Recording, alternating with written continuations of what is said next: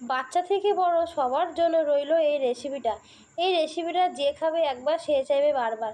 এই শসার রেসিপিটা এতটাই সুন্দর একটা রেসিপি।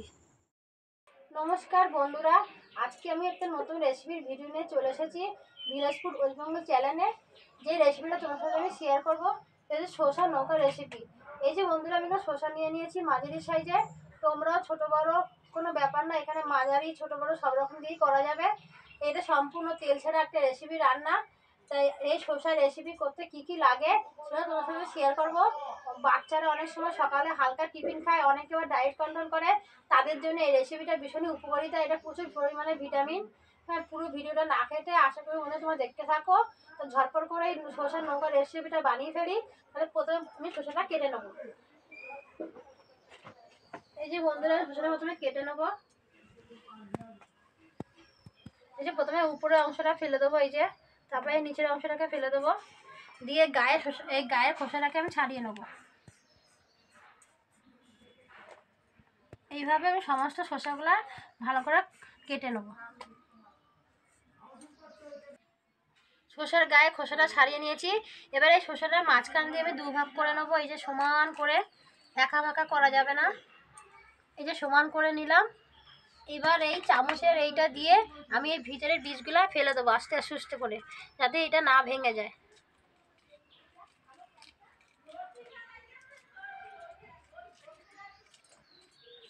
এইভাবে আমি সমস্ত শসাটাকে ছাড়িয়ে এই ভিতরে বীজগুলো আমি ফেলে দেবো। এই যে বন্ধুরা দেখতে পাচ্ছ, আমি ভিতরে বীজগুলো সব ফেলে দিয়েছি, কিন্তু এই বীজগুলো আমি ফেলবো না, পরে আমার লাগবে। এইভাবে আমি প্রত্যেকটা শসাগুলো কেটে নেব। যে বন্ধুরা দেখতে পাচ্ছি, প্রথমে শসাগুলো আমি জলে আগে থাকতে ধুয়ে রেখেছি। শসা নৌকা রেসিপি করতে লাগবে শসা, আর এগুলো সব স্যালাডের জন্য নিয়ে নিয়েছি। বিট, পেঁয়াজ, ক্যাপসিকাম, টমেটো এগুলো লাগবে স্যালাডের জন্য। আর 2 পিস মাংস নিয়ে নিয়েছি। এই যে আলু আগে থাকতে ধুয়ে দুভাগ করে কেটে নিয়েছি। এই শসার বীজগুলো নিয়ে নিয়েছি, এই বীজগুলো আমার লাগবে। সামান্য পরিমাণে পেঁয়াজ নিয়ে নিয়েছি, ধনেপাতা কুচি নিয়ে নিয়েছি, গাজর, বিট, ক্যাপসিকাম, লঙ্কা, গোলমরিচ গুঁড়া এগুলো লাগবে আমার পুড়ে দিতে। এই সমস্ত লাগবে শসার নৌকা রেসিপি করতে। ওইদিকে রান্না যখন সব হয়ে গেছে, এদিকে উনানটাকে ধরিয়ে নিচ্ছি।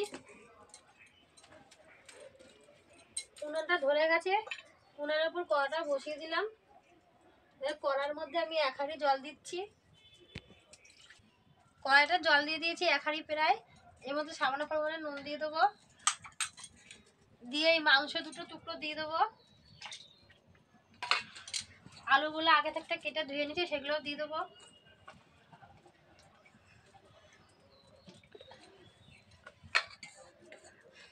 দশ মিনিট ঢেকে দেবো, এগুলো সব সেদ্ধ হবে। 10 মিনিট পর এই যে বন্ধু দেখতে পাচ্ছ, ঢাকনাটা সরিয়ে দিলাম। এই যে মাংস আর আলু কি সুন্দর সেদ্ধ হয়ে গেছে। এবার একটা একটা তুলে নেবো।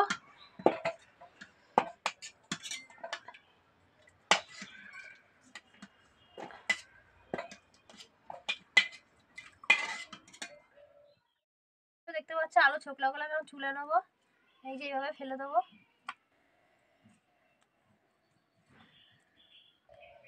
এই যে বন্ধুরা দেখতে পাচ্ছ, মাংসের মধ্যে হাড় আছে, তাই মাংসগুলো আমি আস্তে আস্তে করে ছাড়িয়ে নেবো। এই যে দিয়ে হাড়টা ফেলে দেবো। একটু গরম তো, তাই একটু আস্তে আস্তে করছি। এই যে হাড়টা ফেলে দেবো। এই যে বন্ধুরা দেখতে পাচ্ছ, আলুর খোসাটাকে ছাড়িয়ে নিয়েছি, মাংসর হাড়টাকে ছাড়িয়ে নিয়েছি। এবার আমি মাংস আলুটাকে ভালো করে ঘেটে নেব। মাংসটাকে আলুটাকে ভালো করে ঘেটে নিয়েছি। এই যে বন্ধুরা দেখতে পাচ্ছ, আগে থাকতে মাংস আর আলুটাকে মেখে রেখেছি। এর মধ্যে দিয়ে দেবো সামান্য পরিমাণে নুন। এই যে শসার বীজগুলো দিয়ে দেবো 2 চামচ। পেঁয়াজ কুচি দিয়ে দেবো, ধনেপাতা কুচি দিয়ে দেবো, গাজর, বিট, গোলমরিচের গুঁড়ো, লঙ্কা কুচি, ক্যাপসিকাম কুচি এগুলো সব এর মধ্যে দিয়ে দেবো।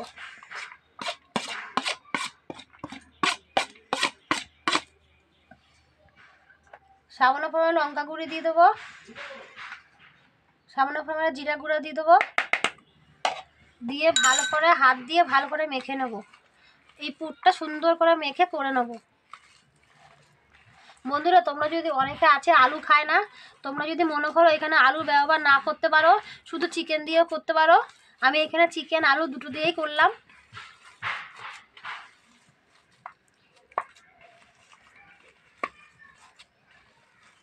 কিছুক্ষণ ধরে এবার মেখে নেব। যে বন্ধুরা দেখতে পাচ্ছ, পুরটা আমি তৈরি করে নিয়েছি। এবার এই পুরটা শসার মধ্যে আমি দিয়ে দেবো। এইভাবে আমি শসার নৌকা তৈরি করে নেবো সমস্ত। এই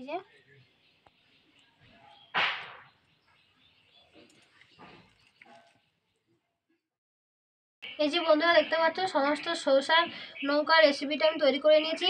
এবার এই উপরে আমি স্যালাডগুলো দিয়ে দেবো। এইভাবে সমস্ত নৌকার উপরে আমি স্যালাডগুলো দিয়ে দেবো। খেতেও ভালো লাগবে, দেখতেও সৌন্দর্য লাগবে। তোমরা বন্ধুরা বাড়িতে এটা অবশ্যই বানিয়ে খাবে। এটা ছোট বড় সবার জন্য, এটা সকালবেলা হালকা টিফিন।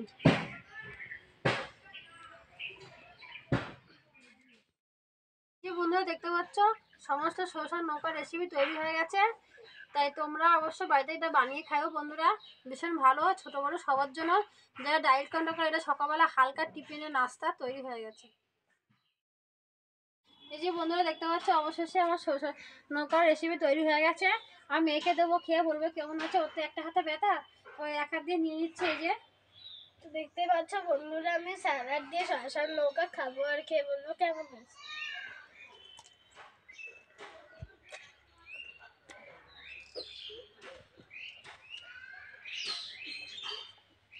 দারুণ হয়েছে বন্ধুরা। তোমরা এই শসার নৌকাটা অবশ্যই বাড়িতে বানিয়ে খাও। আর এরকম রেসিপি দেখতে হলে ভিলেজ ফুড রেসিপি চ্যানেলটিকে সাবস্ক্রাইব করে দিও, লাইক কমেন্ট শেয়ার অবশ্যই করো। ধন্যবাদ। নমস্কার বন্ধুরা, আমার পাশে থাকো, আমাকে এগিয়ে যেতে সাহায্য করো। আমি যেন অনেক আরও নতুন নতুন রেসিপি তোমাদের শেয়ার করতে পারি। পরের ভিডিও দেখা হবে। ধন্যবাদ।